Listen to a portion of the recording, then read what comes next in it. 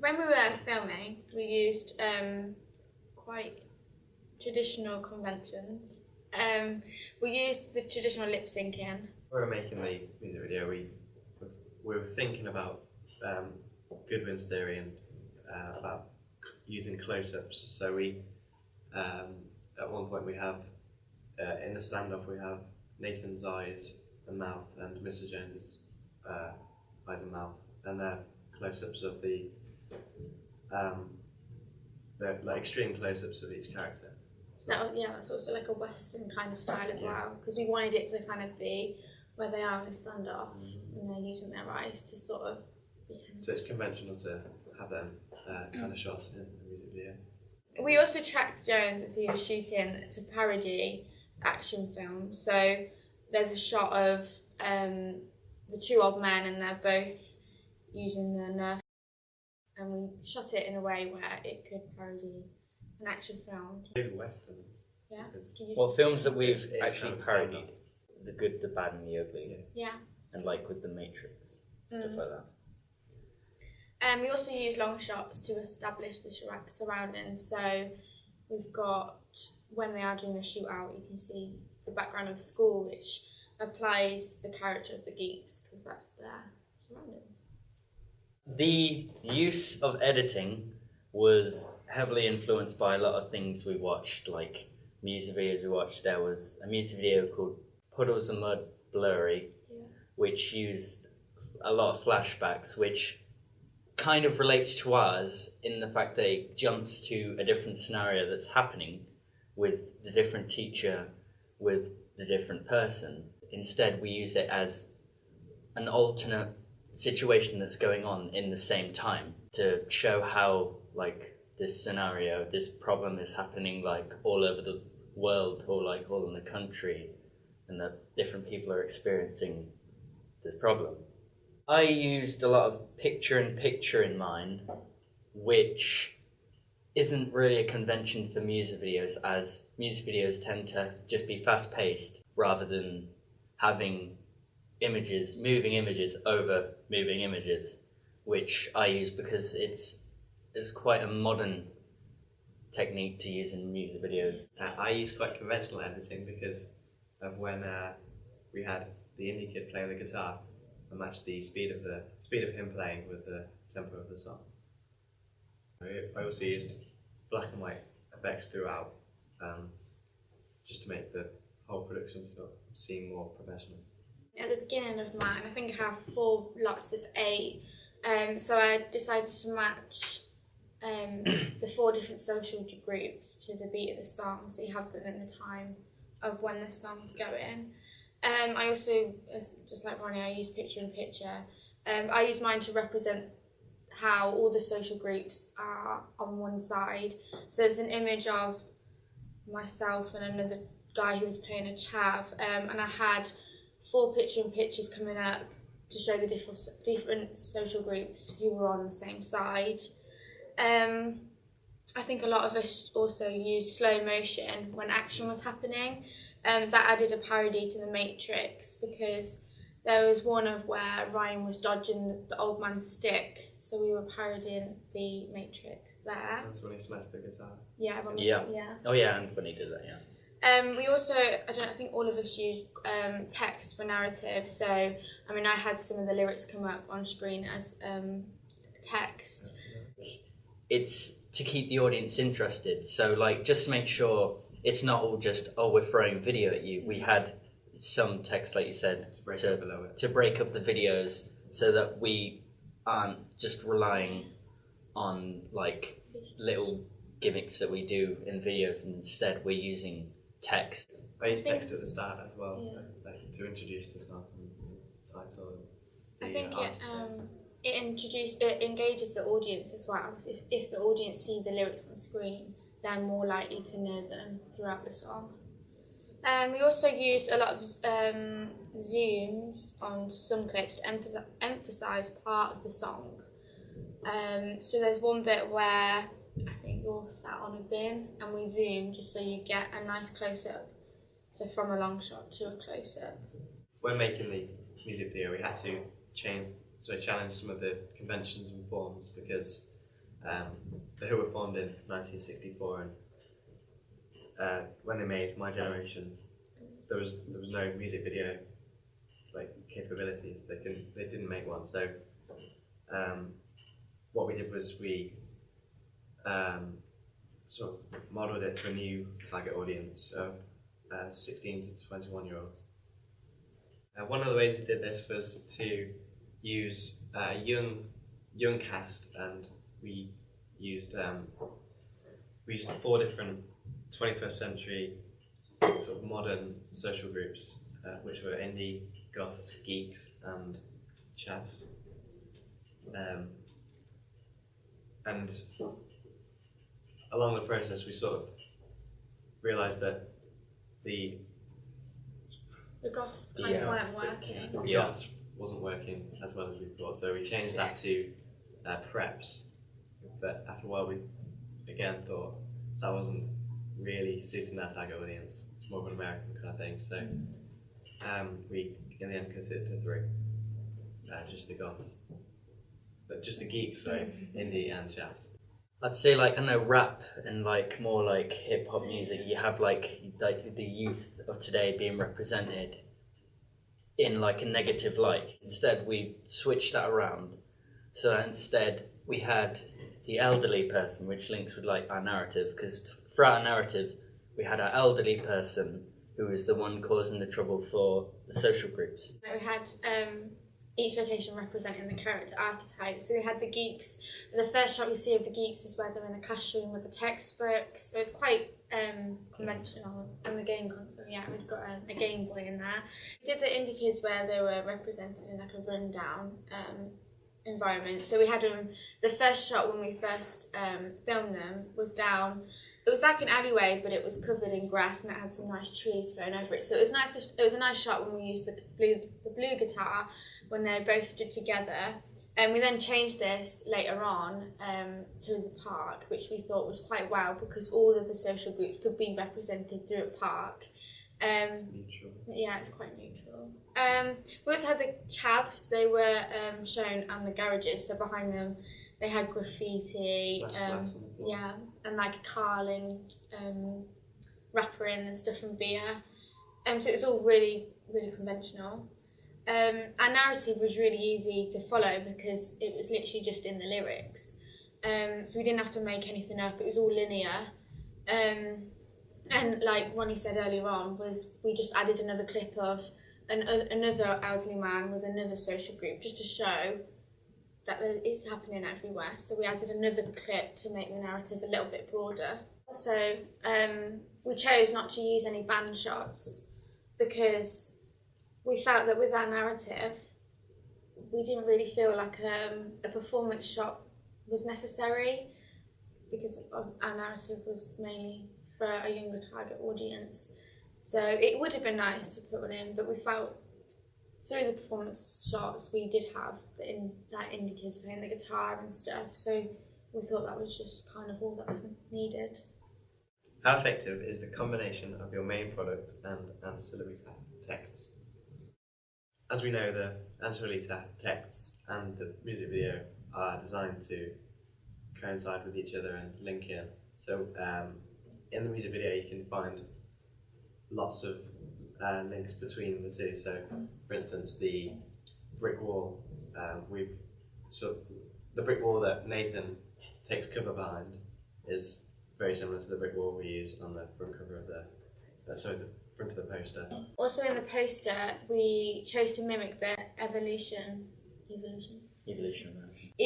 Man, which we thought was quite nice because it kind of represents how society has changed. So you have obviously them growing in their different characters as well from the music video. So they both. For our digipack, we decided to use elements from the video itself. On the disc tray panel with the Who symbol, it's made up of a mosaic of images that were captured from the actual music video itself. The inside left panel was taken from the indie scene with Charlie playing a guitar and the Who symbol. The front of the digipack, we chose to do a dartboard style with the three 3 pictures of 3 people from each social group hanging off them. So it's kind of like the old man is trying to get his revenge by throwing darts at a dartboard. It was quite a comical idea. Yeah, quite an abstract idea that we had. And then the back is the end shot where we have the 2 guns lay on the floor. So Ronnie put together a nice little piece where we cut out the white parts of the Who name itself and put the image in behind it. So that was quite nice. We kind of paid homage to the original The Who by using their original logo. Use both the RAF logo, and it's consistent throughout the actual Who, the name of the Who, their certain font logo.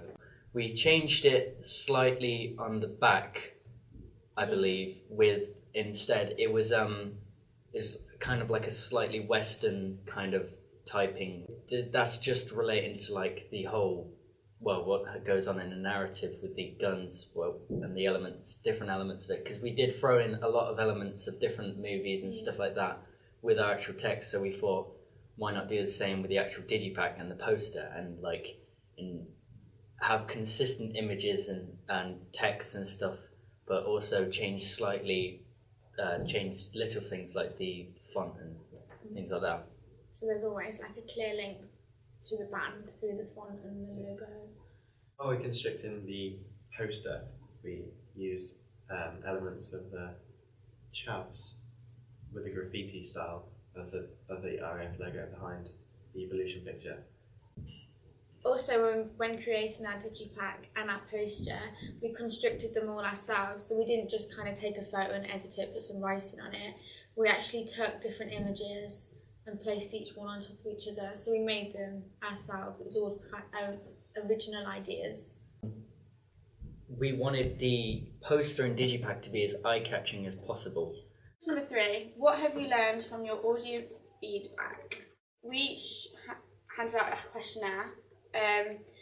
When I did my first video before we edited in the other old man, I uploaded mine to Facebook and I got 30 likes, and a few people said that we should make a series, which was quite useful because after when we did actually put the second old man in, people enjoyed it more. So a few of my questionnaire research was, people enjoyed the close-ups. They especially liked the characters and their locations. They understood the standing of the story. They liked it more, the actual song more.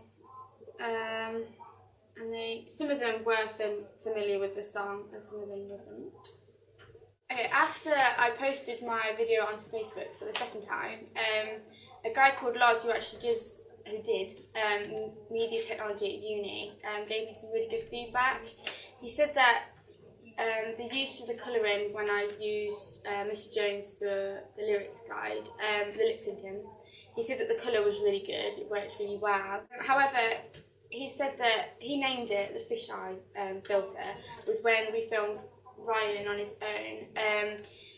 The footage is quite blurry, and what happened was when I was filming him, I actually forgot to put the focus on, but because it was the only footage of those lyrics being lip synced, it was kind of a have to put it in situation. But Loz said it didn't work, and I personally felt it didn't either. But the feedback I got from Mr. Rowe actually said that he thought it worked quite well. So I think it's how you interpret it, whether it works or not. I don't know. Yeah. Oh, he also said, which I never thought about before, was not to use the same shot after each other. So if I think I put a mid shot and then did a different scene with a mid shot straight after. So I never really thought about that, which was really good feedback. Okay. The feedback I got was about my version of the music video was sort of quite clear in what they liked and what they didn't like, and what didn't work and what they thought worked well. So what they thought worked well was the use of the colour filter and the slow motion camera work we did in the shootouts and the guitar smash. But things that didn't work well were the storyline seems to be a bit confusing for a few people. Okay, another thing the audience liked was the use of close-ups of Mr. Jones and Nathan. And we were inspired to use these clips through Goodwin's theory, research on Goodwin's theory. Okay, in one of the questions we asked them whether they noticed any sort of faults or imperfections with the video, and the answers we got were mainly that they had to study quite closely to sort of see the mistake. It wasn't a massive, great blaring error, so we're happy for that. For my feedback, I checked with people the first time round when I rendered it the first time, and it became clear that I'd made a lot of errors with text, with the overlying text on the actual video. And there was quite a few people who were saying that the titles when over the video got in the way of some of the actual video, like for instance when it says Chavs and Indie and introducing the social groups, some of the text was getting in the way of what the audience could actually see, as like a lot of them commented about that. So I changed that and put that mainly incorporated into the scene rather, so it looks more natural, or have it just completely out of the way of what you can see. Another thing was that the variation of shots, there wasn't apparently enough, and I agreed that I could have used more shots in my actual final piece, because we did record quite a few shots. Just in mine, I decided not to use as many. Overall, the thing that we did learn from our audience feedback is that we can take a song from the 60s and make it relevant to people in this day and age. The new target audience. Yeah, basically that's what our challenge was. We wanted to take something older and introduce it to a new audience, and the feedback showed like there was some technical things that could have been improved, but overall people enjoyed it. And it like worked as well. Yeah, and they listened to it multiple times. So like we did learn a lot, like we can introduce this kind of song into the modern day and still make it relevant to people in our generation. I think it proves that a music video can increase the liking of a song, because a lot of people didn't even know the song, and now since watching one of our music videos, they've liked it more, or they've become to like it. That's what we asked in question 4. From watching one of the creative music videos, do you think you enjoyed the song more? And we got like largely positive. Yeah, the majority was yes. We didn't get any that said no. So They either liked it an equal amount or more.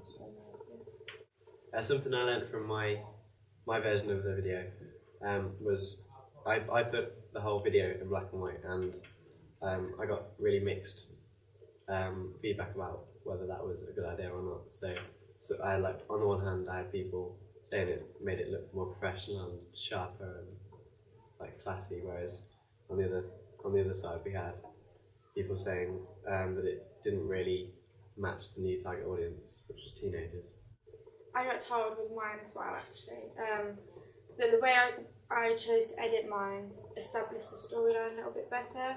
I chose to have the two old men, as their events are happening at the same time, whereas I know, Ronnie, you did yours at sort of different times, so it shows that it's happening everywhere, whereas I show mine at the same time. So it's quite nice how we've all edited it as in different ways.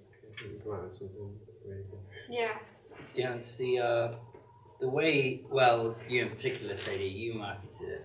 It's like years before we've seen people do like groups where they group showings where you show it to a group, and that's what we did as a whole to get this feedback. But the way you went about it is you actually used the social network site, and it goes to show like the power you can actually get from the feedback you can get from social networks. Because that's one thing we learned just from Sadie alone, going on to Facebook and posting it and getting this like amazing feedback from this like professional student. And disappointed. Still valid. Yeah, it's still valid. Like even if it is just your friends and you think they may be a bit biased, it's still worth a shot to market your like videos and stuff. How did you use media technologies in the construction and research, planning and evaluation stages? So research first. To conduct the research into the music videos, we used first of all YouTube, because of just the vast sort of library of music videos on offer. Like it's got everything. So it's all media, real media texts of all genres. And so from looking into each of those genres, we could find the conventions we wanted, and we could sort of single out which conventions belong to which genre, especially for rock genre. We also used websites like SlideShare, which had various presentations about theories we could use, so like Goodwin's theory and Michael Shaw's theory. It's just a bunch of, it's all user submitted as well, isn't it? Yeah. So it all can be from other students as well, so they're where we are, and it's just a way of helping each other out. Yeah. Planning. We also used YouTube in the planning stage. We did this to look up more specific music videos to the 60s, which was when the Who were around. So we watched things like Cyndi Lauper videos, the Beastie Boys videos. We took a lot from the Beastie Boys just simply because of the fun element. They had a lot of fun doing their videos, which we felt we did with the whole shootouts, and we made it a little bit quirky. For a teenage audience. Yeah, for our target audience. We used Keynote when constructing our pie charts from our audience feedback from the first time round. We used phones, which was when we were taking photos of us actually filming to contact our actors and each other. We used the internet a lot. We used books and articles to refer to how to subvert conventions and stuff as well. We used pages to construct our shooting schedule and shot list as well. What was it that you used to do the storyboard? I used Adobe Flash because that's kind of good for drawing. It's good for animating, but yeah, it's simple animations, but it's also good for drawing rough drafts of like comics and stuff. So I used that to do the storyboard for the reshooting of the Geek Shootout and other storyboards. Yeah, we used these just to broaden our technology usage as well. For the main tasks, our main tasks are the actual music video, the ancillary text, and our research. We used WordPress quite a lot. This is a blog on the internet, it's free to use, so we, the same as last year, we hosted our information, our research, our planning, all of it onto this blog to make it more accessible for the examiner. We used quite a lot of media equipment. We didn't use anything in terms of lighting because we had the lighting available for us because we were shooting mainly outside. But we used a tripod to make sure that we got the correct shots and it was all still. Cameras we used was a JVC and a Nikon Exactly. We used a Nikon Coolpix as well to shoot some of the slow-mo stuff, as you had the function to slow down the frame rate. So that's what we did for that. We had a lot of props. We had like Game Boys and stuff like that. We had phones in our piece. For the main ancillary text, the main program we used was Photoshop. We used this to alter our images and make it seem like, well, a lot better to what the original photo would be. And Ryan did a lot of this. So on the first frontal pane, we used we used the dartboard idea, which is quite symbolic of the Who, and we changed the colours of a traditional dartboard of like green and red. We changed that to blue and red, to be like the Who. And on the darts themselves, for the front pane, we changed we took faces of the actors and from the video and turned them into stencils, and we put them onto the darts, so as if they are like being shot at the dartboard. For the inside left, we used another shot from the video of one of the indie characters, and the faces. Amazing. Yeah. The inside right, where the disc would go, I had the idea of having the actual RAF logo that the Who is always placed in front of. to represent where the disc would go. And I thought this was a clever idea because when you pull the disc out, you see the RAF logo. It might not be as noticeable when you look at it at first, but it's a mosaic of pictures taken from the video. So like I took stills from like important moments or just of the characters, and I put them in a mosaic of the actual picture and made that into a pattern, so it looks like the whole disc, the whole circle is made up of these images. Photoshop that. It was simply taking the images, putting them into a small little box into all of them, and then making that into a pattern. Once I had the pattern, I could just paste the pattern as an overlay of the actual circular RAF logo, and then it would just make it up as if it's all made up of the pictures. The back of the digipack was, I don't know, we wanted to go for like a minimalistic kind of thing. So I literally just subtracted the white from the RAF name, the logo, and so it subtracted so you could see the image behind it. For the poster, what we did was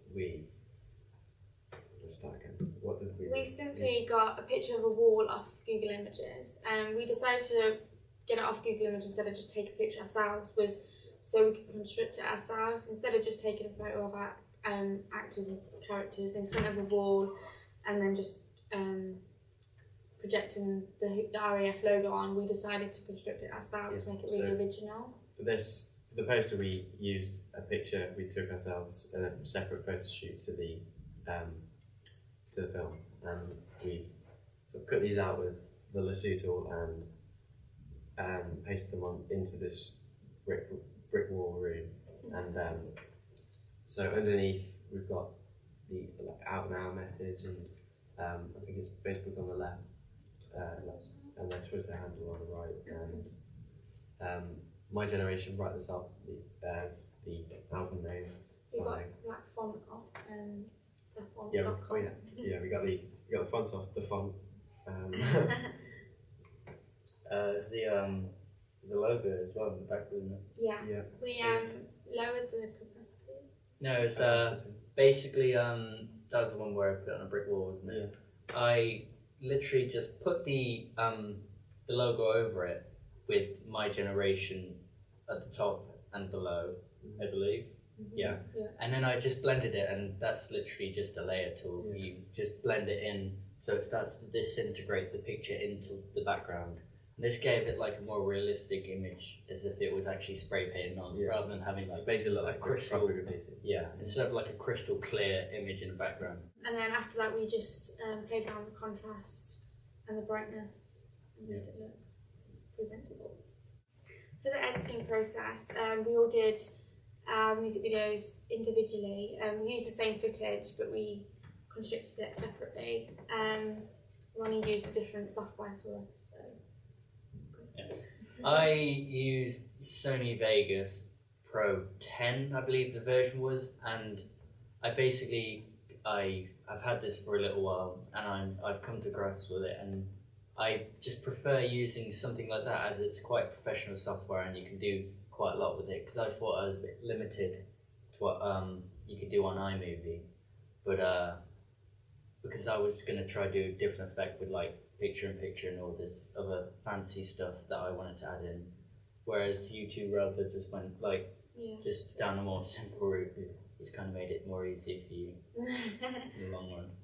So you want to for mine and Ryan's, we both used iMovie, which was on Apple Macs. For mine, I used a lot of fast edits and jump cuts because I wanted mine to be portrayed in quite a fun way. I used a lot of picture-in-picture as well to portray the social groups being all together. I also used Precision Editor, which originally I actually found really difficult to work because to get the timings that I wanted really right, I found it quite difficult to match them. But after a few tries and a lot of practice, I learned to do it quite well. I also used a glow effect put on to blur a bit of the background out in some shots. this was just so we can focus on the 2 characters alone, because we didn't use in-depth field on the camera. I also used like a glowy, dreamy effect when the guitar smash scene came on, because I tried to convey that it was a dream of the old guy, like dreaming about getting revenge on the young generation. In a line, things they do look also cold, I had different moving images in it, and on the word cold I had 2 different moving images. It's the 2 old men, which I had to do by masking out the outline of the text and putting the video in, which proved to be quite tricky. For the evaluation, we are currently using a exact camera. We will edit it on iMovie using the Max. And we'll also insert clips from our music videos that we've made. That is all. And screenshots. Yes. And text, probably text. We babble a lot. Evaluation. Done. Done! Yeah.